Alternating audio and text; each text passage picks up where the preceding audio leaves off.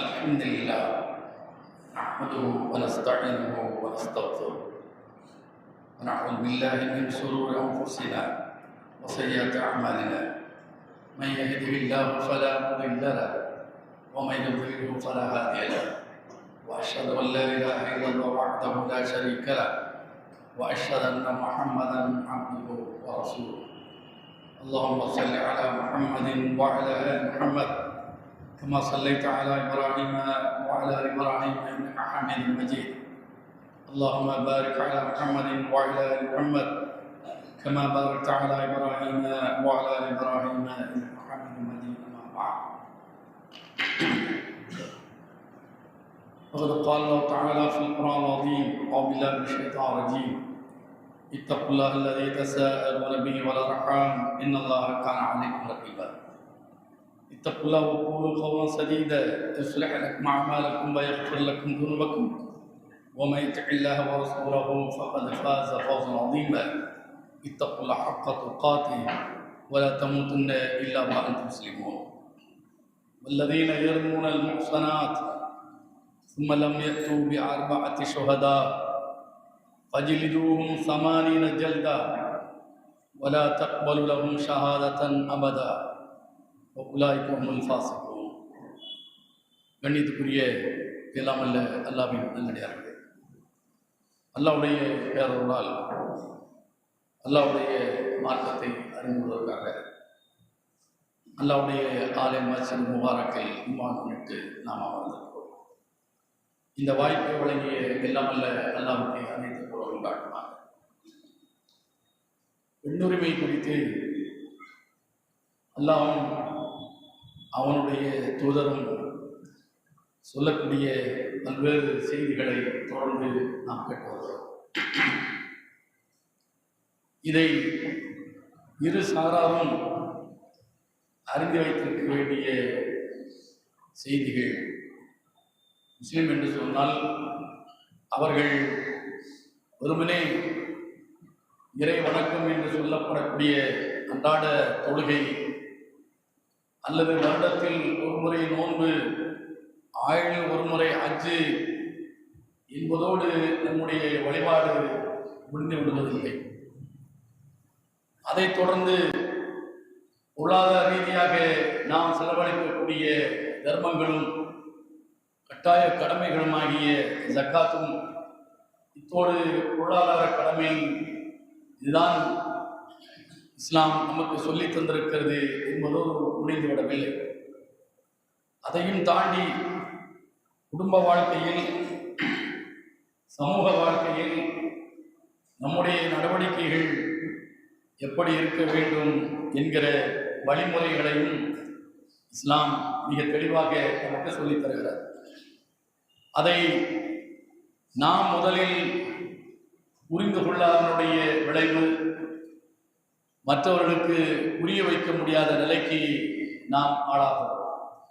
ஆதலால் மற்றவர்கள் அவர்களுடைய கோணத்தில் இந்த இஸ்லாமிய இந்த நடைமுறைகளை, இஸ்லாம் காட்டக்கூடிய இந்த சட்டத்திட்டங்களை, குடும்பவியல் சட்டத்திட்டங்களை அவர்கள் ஏளனமாக எள்ளி நனையாகக்கூடிய ஒரு நிலைக்கு நாம் பார்க்கிறோம். உண்மை அப்படியா என்றால் இல்லை என்பதுதான் யதார்த்தம். குர்ஆனை நாம் நன்றாக படித்து பார்த்தால், இஸ்லாமை ஆய்ந்து பார்த்தால் 100க்கு 100 அவர்கள் சொல்லக்கூடியதற்கு நேர் எதிராக மிகச் சரியான வழிகாட்டுதலை வழங்கி இருக்கிறது என்பதை நாம் புரிந்து கொள்ள முடியும். இதில் முஸ்லிம் பெண்களுக்கு பாதுகாப்பு இல்லை, குடும்ப ரீதியாக, சமூக ரீதியாக, பொருளாதார ரீதியாக என்கிற இந்த குற்றச்சாட்டு பரவலாக வைக்கப்படுவதனுடைய விளைவுதான் இஸ்லாத்தை ஏற்றுக்கொள்ளாத, இஸ்லாமிய சித்தாந்தங்களையும் கோட்பாடுகளையும் தெரியாதவர்கள் ஆளுகிற நிலையில் இருந்து கொண்டு அவர்கள் நமக்கு சட்டம் இயற்றுகிற ஒரு நிலைக்கு நாம் தள்ளப்பட்டிருக்கிறோம். அல்லாஹ் ஏற்கனவே நமக்கு சட்டங்களை வழங்கியிருக்கிறான்.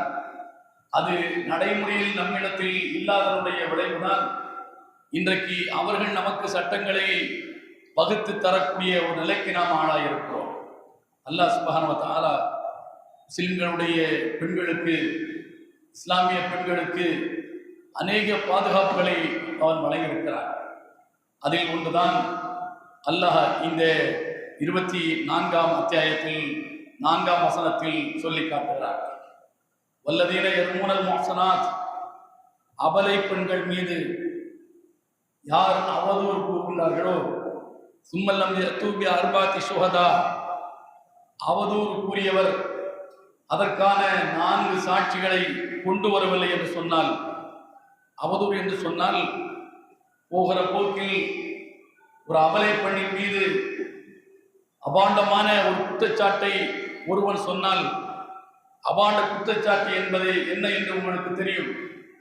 இவள் அவனோடு ஓடி போய் விட்டாள், இவள் அவனோடு குடுத்தனம் நடத்துகிறாள் என்கிற நம் கண்ணுக்கு தெரியாத ஒன்றை ஒருத்தி மீது சுமத்துவான் என்று சொன்னால், இது சுமத்துவது முறையல்ல என்றோடு இஸ்லாம் கடந்து போகவில்லை. சுமத்துகிற நீ அதற்கான 4 சாட்சிகளை கொண்டு வர வேண்டும். அல்லாஹ் சுப்ஹானஹு வ தஆலா அத்தனை கொடுக்கல் வாங்கல்களுக்கும் 2 சாட்சிகளைத்தான் அல்லாஹ் முன்னிறுத்துகிறான். எத்தகைய கோடான கோடி பரிமாற்றங்கள் நமக்கிடையில் நடந்தாலும் அந்த பரிமாற்றங்களை பதிவு செய்வதற்கும் அதை பிரபகண்டாப்படுத்துவதற்கும் அதை அங்கீகரிப்பதற்கும் 2 சாட்சிகள் இருந்தால் போதும் என்று அல்லாஹ் சொல்கிறான். வாஷிஹிது தவை ஆதிலின் மின்கும், உங்களில் நீதமான 2 சாட்சிகளை நிலைநிறுத்திக் கொள்ளுங்கள் என்று எல்லா உடன்படிக்கைகளுக்கும் அதைத்தான் அல்லாஹ் குர்ஆனில் குறிப்பிடுகிறார். ஆனால் அபலை பெண்ணின் மீது அபாண்ட குற்றச்சாட்டை ஒருவன் சுமத்தினால் 2 சாட்சிகள் அல்ல 4 சாட்சிகளை கொண்டு வர வேண்டும் என்று அல்லாஹ் சொல்கிறான். அப்படி கொண்டு வரவில்லை என்று சொன்னால் ஃபஜ்லிதுஹும் 80 ஜல்தா, எவன் இந்த அபாண்டத்தை சுமத்தினானோ அவனை முச்சந்தியில் நிறுத்தி 80 கசையடிகள் அடிக்க வேண்டும் என்று அல்லாஹ் சொல்கிறான். இது நீங்களும் நாமும் செய்யக்கூடிய ஒன்று அல்ல. இஸ்லாமிய அரசு அமைகிற நேரத்தில், இஸ்லாமிய அரசு ஆளுகிற போது ஒரு அபலை பெண்ணின் மீது அவன் இது போன்ற குற்றச்சாட்டை சுமத்துவான் என்று சொன்னால், அதற்கான சாட்சிகளை கொண்டு வரவில்லை என்று சொன்னால் அவன் தண்டனைக்குள்ளான, தண்டிக்கப்பட வேண்டியவன். தண்டனை என்பது மக்கள் மன்றத்தில் நிறுத்தி 80 கசையடிகளை அடிக்க வேண்டும் என்று சொல்லி அல்லாஹ் திருக்குர்ஆனில் சொல்கிறான். வலா தக்பலு லஹும் ஷஹாதா அபதன். அது மட்டுமல்ல, இது மட்டுமே தண்டனை என்று சொன்னால் வாங்கிவிட்டு போகலாம். காலத்துக்கும் ஜென்மத்துக்கும் அவனுடைய சாட்சியை ஒரு காலம் எவரும் ஏற்றுக்கொள்ளக் கூடாது என்று அல்லாஹ் சொல்கிறான். இவன் வேறு வேறு விவகாரங்களில் சாட்சியாளனாக வர வேண்டிய ஒரு நிலை ஏற்பட்டால் அதிலும் அவனுடைய சாட்சியை ஏற்றுக்கொள்ளக்கூடாது. அவன் சாட்சி அளிப்பதற்குரிய தகுதியையும் இழந்தவனாகிறான் என்று அல்லாஹ் திருக்குர்ஆனில் சொல்லி காட்டுகிறான். உலாயிகஹுல் ஃபாஸிகூன், இவர்கள் பாவிகள், குற்றவாளிகள் என்று அல்லாஹ் குறிப்பிடுகிறான். இது பெண்களுக்கு தரப்பட்டிருக்கிற பாதுகாப்பு. ஒரு அபலை பெண்ணின் மீது அபாண்டத்தை போகிற போக்கில் சொல்லிவிட்டு கடந்து செல்வது என்பது எளிதான ஒன்றாக இன்றைக்கு இருக்கிறது. அந்த எளிதான ஒன்றை அல்லாஹ் எவ்வளவு கிடுக்கி இப்படி போட்டு இப்படி நீ சொல்லிவிட்டு போகலாம் என்று நினைக்கிறாயா? இல்லை இல்லை, நீ சொல்லக்கூடிய குற்றச்சாட்டுக்கு 4 சாட்சிகள் வேண்டும். அல்லாஹ்வுடைய தூதர் சொல்கிறார்கள், இந்த 4 சாட்சிகள் எப்படி வேண்டும்? ஒரு மை கூட்டுக்குள் பேனாவை உள்ளே விட்டு பேனாவில் எப்படி மையை உறிஞ்சி எடுக்கிறோமோ இது போன்று 4 பேர்களும் கண்களை கொண்டு பார்க்க வேண்டும். 4, 2, 8 கண்கள் அதை பார்க்க வேண்டும். 3 பேர் இந்த சம்பவத்தை பார்த்திருக்கிறார்கள், ஒருவர் பார்க்கவில்லை, ஒருவர் இல்லை. 3 சாட்சிகள் தான் இருக்கிறது.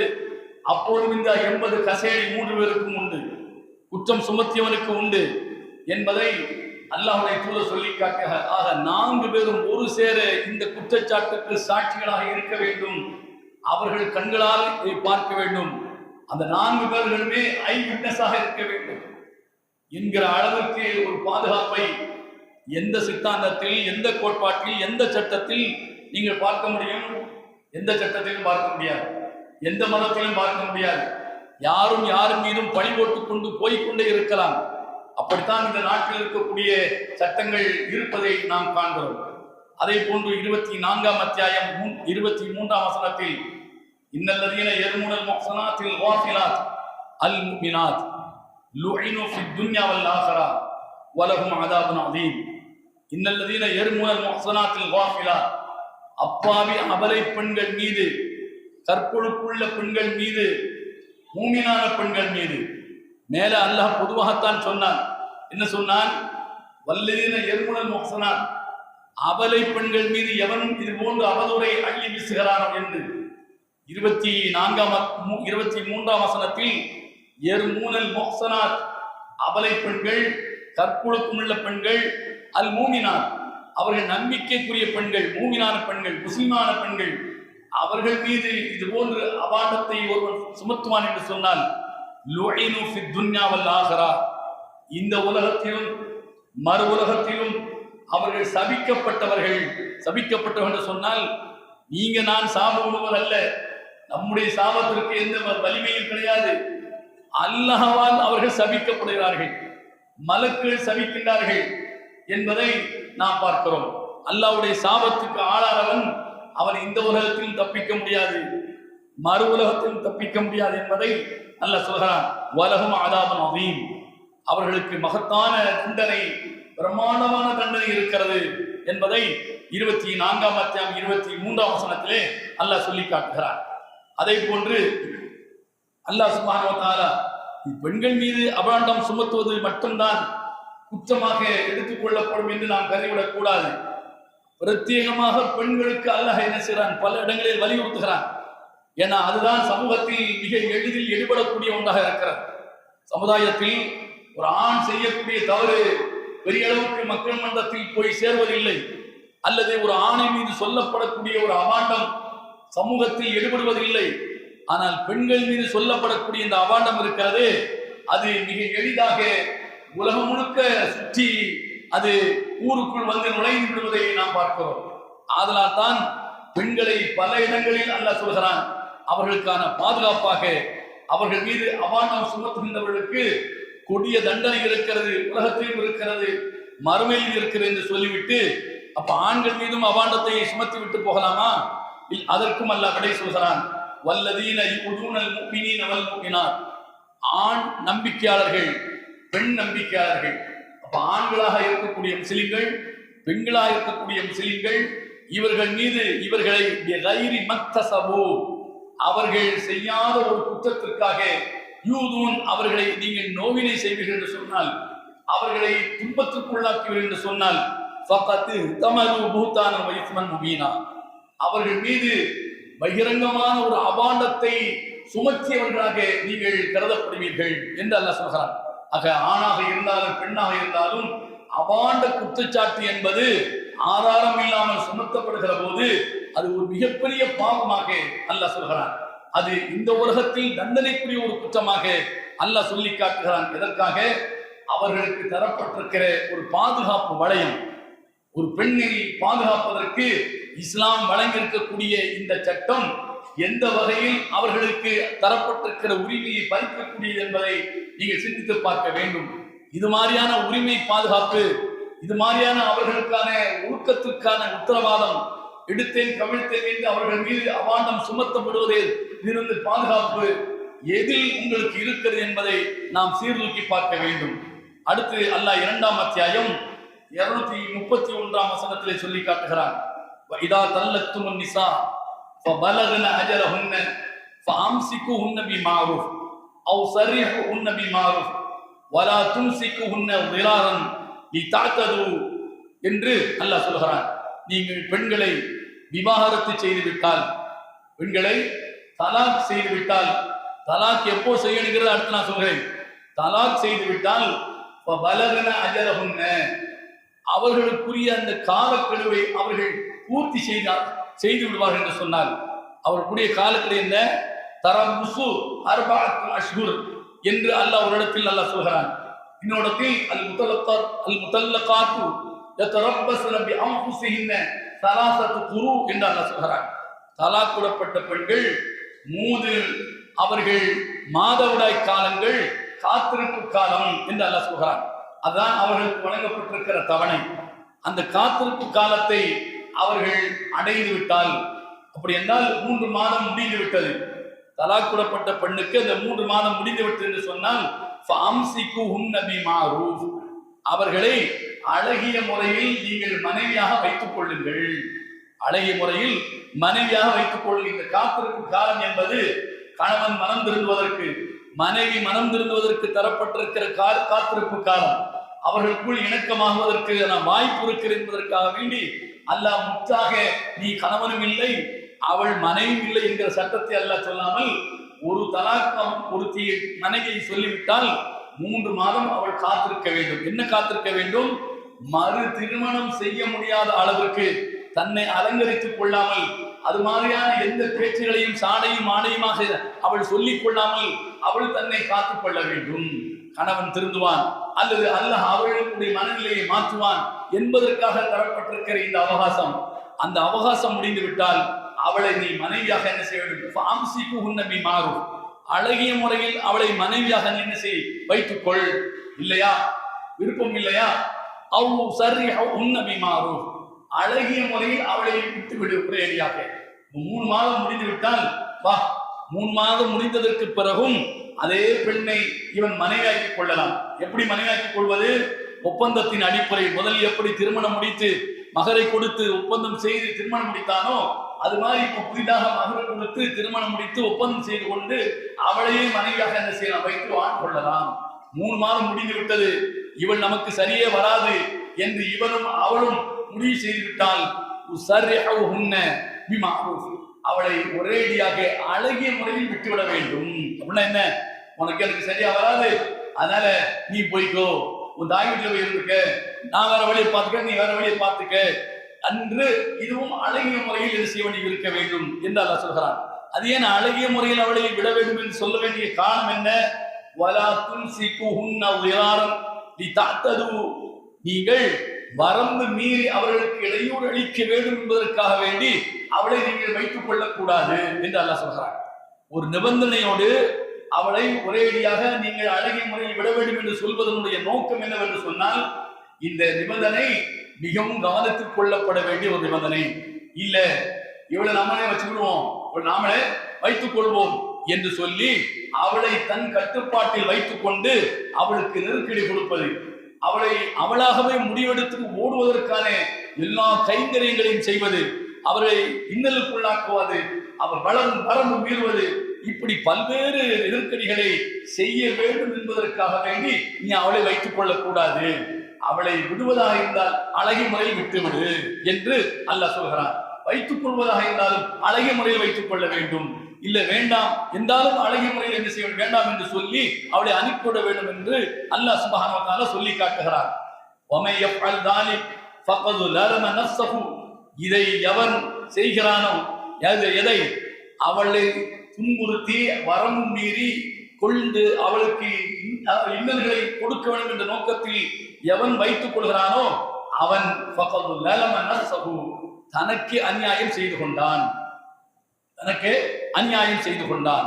வலா தத்தஹிது ஆயாத்தில்லாஹி ஹுஸ்வா, அல்லாஹ்வுடைய வேத வசனங்களை, அல்லாஹ்வுடைய வார்த்தைகளை நீங்கள் விளையாட்டாக கருதாதீர்கள். இது அல்லாஹ் சொல்லக்கூடிய அறிவுரை, அல்லாஹ் சொல்லக்கூடிய சட்டம். இதை நீங்கள் விளையாட்டாக எடுத்துக் கொள்ளாதீர்கள். வலா தத்தஹிது ஆயாத்தில்லாஹி ஹுஸ்வா வதுகுரு நிஅமத்தல்லாஹி அலைக்கும் வமா அன்ஸல அலைக்கும் மினல் கிதாபி வல் ஹிக்மா. அல்லாஹ் உங்களுக்கு செய்த அருளை எண்ணி பாருங்கள், அல்லாஹ் உங்களுக்கு செய்த அருளை நினைத்து பாருங்கள். ஒவ்வொருவரும் இதை எண்ணி பார்க்க வேண்டும்.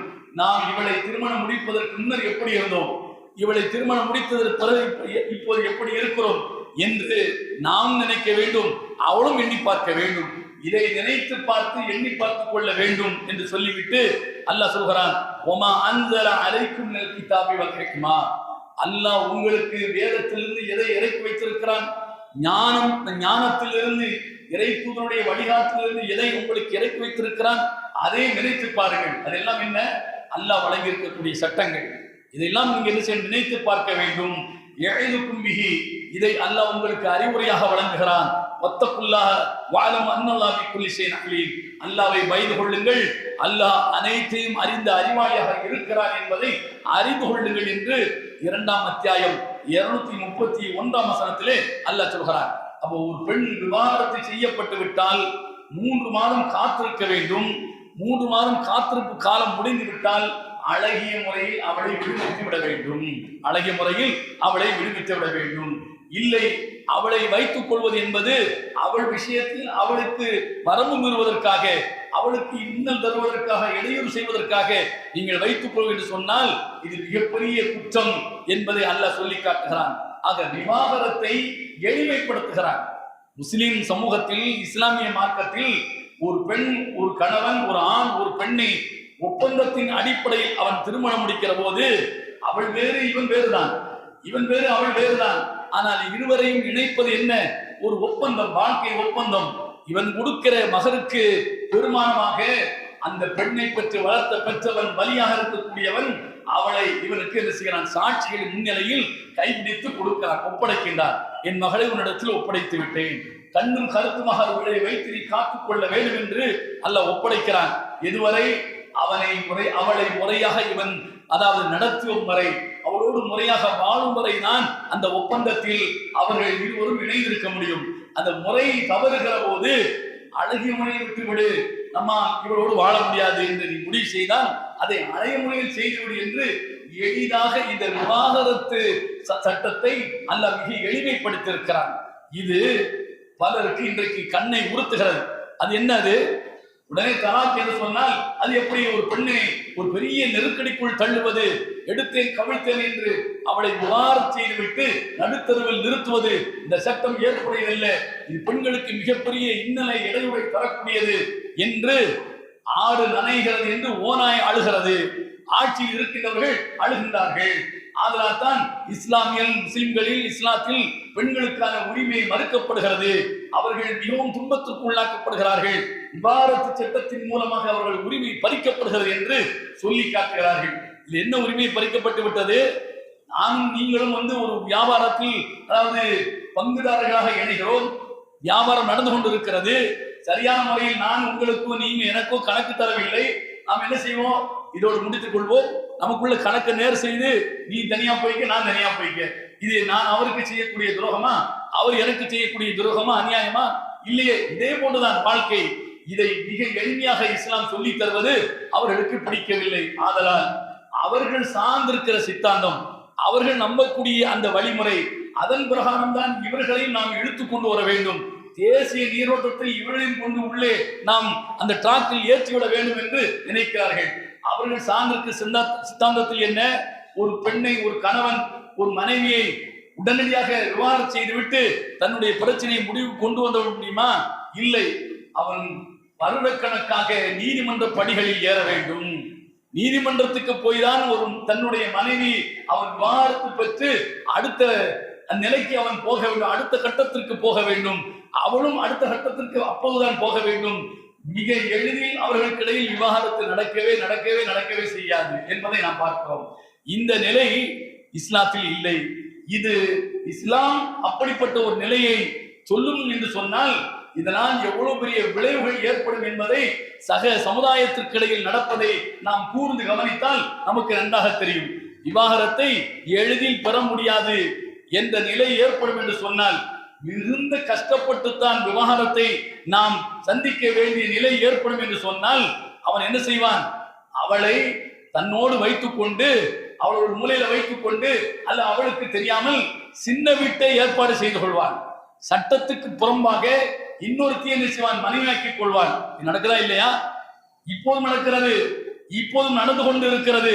நம்மை ஆளுகின்றவர்களுடைய லட்சணத்தை திரும்பி பார்த்தால் இதில் தான் நிற்கிறது. அவர்கள் மக்களுக்கு அறிவுரை கூறுகிறார்கள், மக்களுக்கு தங்களை தலைவர்களாக காட்டிக் கொள்கிறார்கள். ஆனால் அவர்களுடைய பின்புறத்தை திரும்பி பார்த்தால் ஊசி சல்லடையை பார்த்து ஓட்டை என்று சொன்ன கதையாக இருக்கிறது. ஆக தனக்கு விருப்பமில்லை என்று சொல்கிற போது ஒரேடியாக அழகிய முறையில் விவாகரத்து செய்கிற ஒரு பழக்கம் இருந்திருந்தால் யாரோ எவரோ என்று அவள் ஓடி இருப்பாள். இவனிடமிருந்து இனி நாம் வாழ முடியாது, இவனை கணவனாக வைத்துக் கொள்ள முடியாது என்று சொல்லி தனக்கு பிறந்த பிள்ளையை அழைத்துக் கொண்டு அவர்கள் வேறு இடம் தேடி ஓடி இருப்பார்கள். அல்லது பிள்ளையாண்டத்தில் ஒப்படைத்து விட்டு ஒரு வாழ்க்கை தேடி ஓடி இருப்பார்கள். ஆனால் இது நீதிமன்ற படிகள் ஏறி இறங்கினால் பிறகுதான் விவாகரத்து கிடைக்கும் என்கிற போது அது இன்னைக்கு நாளைக்கு முடியக்கூடிய கதையாது இல்ல. அது பல வருடங்கள் நடக்கும். அதுல என்னென்ன ரசாபாசங்கள் எல்லாம் நடக்கும் என்பதை யாராலும் சொல்ல முடியாது. காரணம், விவாகரத்து என்பது எளிமையாக்கப்படவில்லை. விவாகரத்து என்பது எளிமையாக்கப்படவில்லை, சிரமத்துக்கு உள்ளாக்கப்பட்டிருக்கிறது. இது மாதிரிதான் நீங்கள் இருக்கணும், இது மாதிரிதான் முஸ்லிம்களும் இருக்கணும். நீங்க மட்டும் என்ன தலாக்குன்னு சொல்லிட்டு ஒரு வினாடியில எல்லா விவகாரத்தையும் முடிக்கிறீங்க. நீங்கள் நீதிமன்றத்துக்கு வாங்க, எங்களை மாதிரி நீங்கள் சந்தி சிரிக்கணும், எங்களை மாதிரி நீங்களும் என்ன செய்யணும், அல்ல கொல்லப்படணும் என்று ஆள்கின்றவர் நினைக்கின்றார்கள். அதை இஸ்லாம் இந்த நேரத்தில் என்றைக்கோ இந்த மனிதர்களுடைய உணர்வு எப்படியெல்லாம் தடம் மாறும், எப்படியெல்லாம் இருக்கும் என்பதை புரிந்து வல்ல ரஹ்மான் இதை சட்டமாக நமக்கு வழங்கி இருக்கிறான். நீ வைத்துக் கொள்வதாக இருந்தாலும் அழகிய முறையில் வைத்துக்கொள், நீ விடுவதாக இருந்தாலும் அழகிய முறையில் அவளை விட்டுவிடு. அவளுக்கான உரிமைகள் இருக்கிறது, அவள் தனக்கான வாழ்க்கையை அவள் தெரிவு செய்து கொள்வாள்.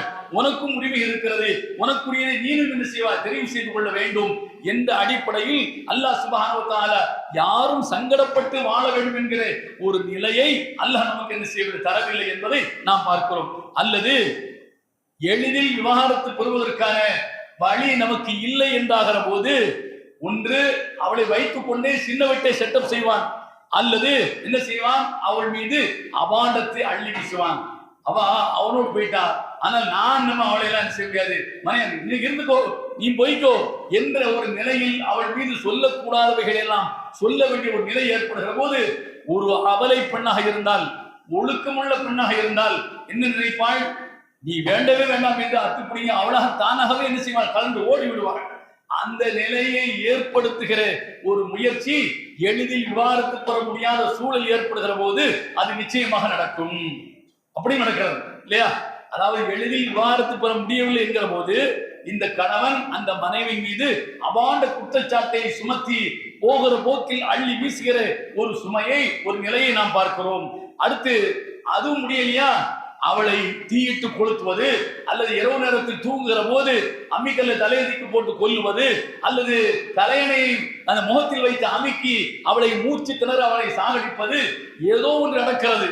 இதெல்லாம் என்னுடைய வெளிப்பாடு.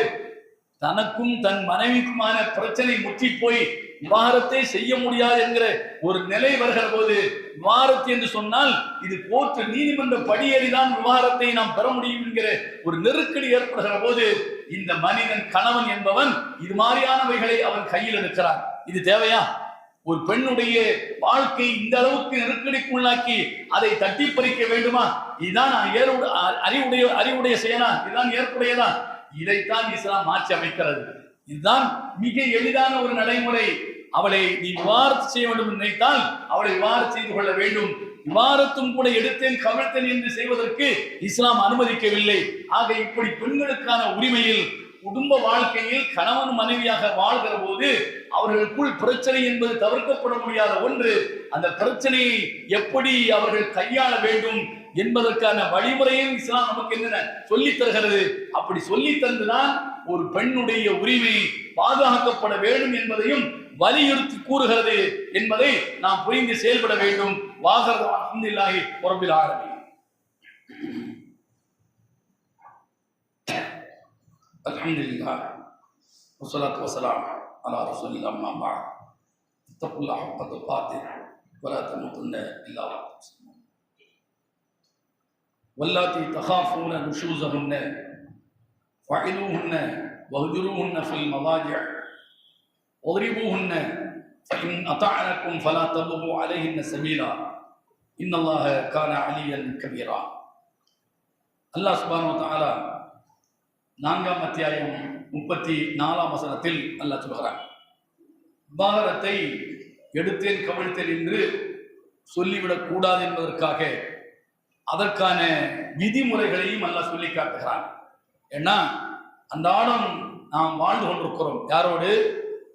இன்னொரு குடும்பத்தில் பிறந்த பெண்ணை ஒப்பந்தத்தின் அடிப்படையில் மனைவியாக அவளை நம்மோடு இணைத்துக் கொண்டு வாழ்கிறோம். இரு மனமும் ஒன்றாக ஒரே நேர்கோட்டில் நிச்சயமாக பயணிக்க வாய்ப்பில்லை. நிச்சயமாக எதிர் திசையில் தான் இரண்டும் பயணிப்பதற்கான சூழல் இருக்கிறது சில நேரங்களில். அப்படிப்பட்ட தருவாயில் கோபம் வருவது என்பது இயல்பு. அந்த கோபத்தை உடனடியாக இவளை நாம் விவாகரத்து செய்ய வேண்டும் என்கிற முடிவுக்கு போய்விடக் கூடாது. மனித இயல்பு அந்த நிலைக்கு போய்விடும் என்பதற்காக அவனை மட்டுப்படுத்துகிறது இஸ்லாம். அவனை லகான் போட்டு கடிவாளம் போட்டு இழுத்து இந்த வழியில் தான், இந்த பாதையில் தான் நீ செல்ல வேண்டும் என்று அவனுக்கு அறிவுரையை, சுக துக்கங்களிலும் பங்கெடுத்து, நல்லது கெட்டது அத்தனையும் பங்கெடுத்து, நான் தான் உன்னை கண்ணும் கருத்துமாக காத்துக் கொண்டிருக்கிறேன், எனவே என்னுடைய சொல்லுக்கு கட்டுப்பட்டு நீ நடக்க வேண்டும், அல்லாஹ் விருப்பத்திற்கு மாறாக, அல்லாஹ்வுடைய தூதர் காட்டியதற்கு மாறாக சொன்னால் எனக்கு நீ கட்டுப்பட வேண்டிய தேவையில்லை. லா லா தாஅத ஃபீ மஅரூஃபின் ஃபீ மாஸியத்தில் காலிக். படைத்தவனுக்கு மாறு செய்வதில் படைக்கப்பட்டவர்களுக்கு கட்டுப்பட்டு நடக்க வேண்டும் என்கிற கட்டாயம் இல்லை. ஆனால் மார்க்கத்து வரம்புக்கு உட்பட்டு எனக்கு நீதான் கட்டுப்பட்டு நடக்க வேண்டும் என்று சொல்லி அவளுக்கு அறிவுரை கூற வேண்டும். அறிவுரையும் எடுபடவில்லை, எடுபடாது, அறிவுரையும் எடுபடாது. ஏன் அவ அப்படியே என்ன பிடிச்ச பிள்ளையாரா பிடிச்சு வைத்த பிள்ளையாரா இருப்பாய், எந்த அறிவுரையும் என்ன செய்யாது, சில நேரங்களில் எடுபடாது. எடுபடவில்லை என்று சொன்னால் வஹ்ஜுருஹுன்ன ஃபில் மதாஜ, படுக்கையில் அவளை தனித்து வையுங்கள், அவளோடு படுக்காதீர்கள் என்று அல்லாஹ் சொல்கிறான். படுக்கை அறையில் அவளை தனித்து விடுங்கள், வெறுத்து விடுங்கள் என்று அல்லாஹ் சொல்கிறான். அதிலேயும் சரிப்பட்டு வரல, இரண்டு வழியிலும் அவள் நம்முடைய கட்டுப்பாட்டுக்கு வரவில்லை என்று சொன்னால் வௌரிபுஹுன்ன, அவளை அடியுங்கள் என்று அல்லாஹ் சொல்கிறான். அவளை அடியுங்கள் என்று அல்லாஹ் சொல்கிறான். யாரை சொல்கிறான்? கணவனுக்கு அல்லாஹ் சொல்கிறான். இந்த அடி கையில் இருக்கிற கடப்பாறை வச்சுக்கிட்டு அடிக்கிறதா, அதை இறை தூதர் அவர்கள் எப்படி அடிக்க வேண்டும் என்று அதையும் ஒரு கட்டுப்பாடோடு என்ன செய்றாங்க, சொல்லி காட்டுறாங்க. வௌரிபுஹுன்ன, அப்ப அடியுங்கள் என்று அல்லாஹ் சொல்வதனுடைய நோக்கம், கணவன் மனைவியை நோக்கி கையை உயர்த்தி விட்டான், அடித்து விடுவான், ஆஹா அடித்து விட்டால் எதற்கும் கணவன் தயாராகிவிட்டான் என்ற ஒரு நிலைக்கு அவள் வருவதற்கான வாய்ப்பு இருக்கிறது. அதற்காகத்தான் அவளை அடியுங்கள் என்று அல்லாஹ் சொல்லி காட்டுகிறான். இதற்கு பிறகு அவள் உங்களுக்கு கட்டுப்படுகிறாள், அவள் கட்டுப்பட்டு விட்டாள். எதற்கு பிறகு? அறிவுரை கூறி கட்டுப்படவில்லை, அவளை படுக்கையில் தள்ளி வைத்தும் கட்டுப்படவில்லை, கையை ஓங்கி அடிக்கிற போது அடி விழுந்ததற்கு பிறகு ஆகா இவர் எதற்கும் தயாராகிவிட்டார் என்று நமக்கு கட்டுப்பட்டு நடக்கலாம் என்று சொன்னால் ஃபலா தபுகு அலைஹின்ன சபீலா, அவளுக்கு எதிரான வேற எந்த வழியையும் தேடாதீர்கள்.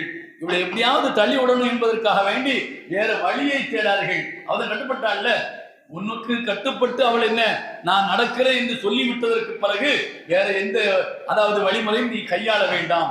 இன்னல்லாஹ் கான அலியன் கபீரா, அல்லாஹ் சுப்ஹானஹு வ தஆலா அவன் மிக அறிந்தவனாக இருக்கிறான் என்பதை 4ஆம் அத்தியாயம் 34ஆம் வசனத்திலே அல்லாஹ் சொல்லி காட்டுகிறான்.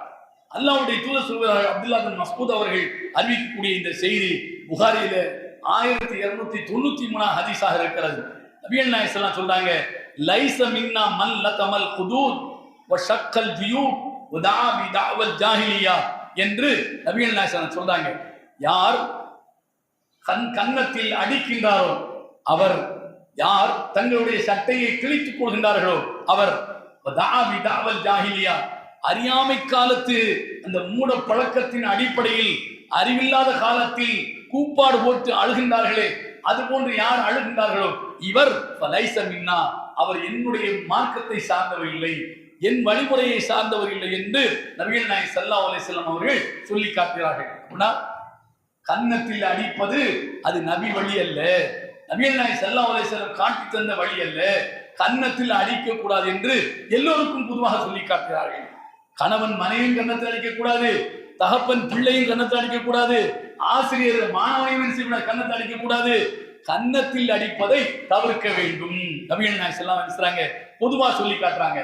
வேறு ஹதீஸ்ல நபிகள் நாயகம் சொல்றாங்க, காயப்படாமல் அடிக்க வேண்டும். யார? கணவன் மனைவியை அடிக்கிற போது அல்லாஹ் அடிங்கன்னு சொல்லிட்டான், எப்படி அடிக்கிறது? அதற்கு வரைமுறை சொல்கிறான், காயப்படாமல் அடிக்க வேண்டும். அடிக்கிற அடியில முதுகுல அங்க என்ன தழும்புகள் என்ன செய்யக்கூடாது, இருக்கக்கூடாது. அதனால ஊம குத்து குத்துறதா அதுவும் என்ன உள்ளுக்குள்ள காயமாக இருக்கும். அதைத்தான் நபிகள் நாயகம் ஸல்லல்லாஹு அலைஹி வஸல்லம் அவங்க காயப்படாம அடியுங்கள் என்று இருக்கிறாங்க, ஒரு வரையறையை சொல்லி காட்டுகிறார்கள். ஆக இப்படி ஒரு பெண்ணுடைய உரிமை, அவளுடைய தன்மானம் அத்தனையும் பாதுகாப்படுவதற்காக உரிய அனைத்து வழிமுறையும் அல்லாஹ் சுப்ஹானஹு வ தஆலா நமக்கு சொல்லி தந்திருக்கிறான். அதை பேணி பாதுகாத்து நடக்கின்றவர்களாக அல்லாஹ் உங்களை ஆக்கிடுவானாக. வாஹிரு தஅவானா அல்ஹம்துலில்லாஹி ரப்பில் ஆலமீன்.